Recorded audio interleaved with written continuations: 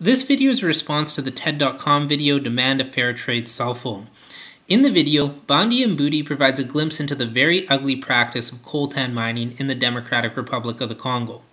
And coltan is a rare earth metal that can be used to store energy in mobile devices and laptop computers, and according to the video, 5 million people have been killed as a direct result of the practice of coltan mining since 1995.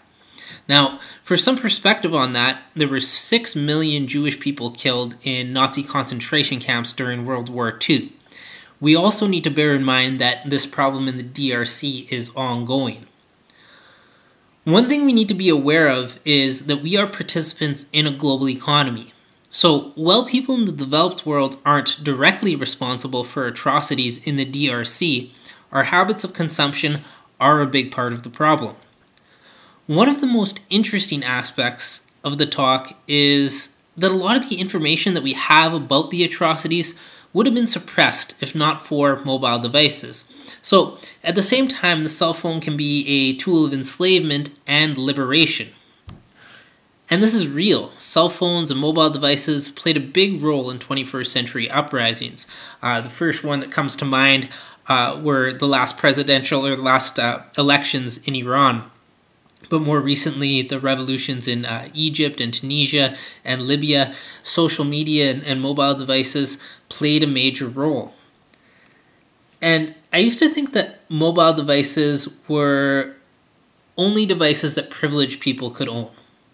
I recently spent some time in Cambodia and Vietnam and was really shocked to see how ubiquitous cell phones had become, even in the developing world, especially in rural Cambodia. Some of the poorest people in the world, people who make $3 a day, are texting each other. So I'm interested in some of these paradoxes, how a cell phone can be a tool of enslavement, at the same time a tool of liberation, how we can be partly responsible for atrocities in the DRC, but also our actions or our choices of consumption can possibly make a better life for people in the developing world. So, one question that I like to explore with my students in some depth in my grade 12 transactional course is, does technology and the internet make the world a better place? And we study a variety of texts to open up the issues.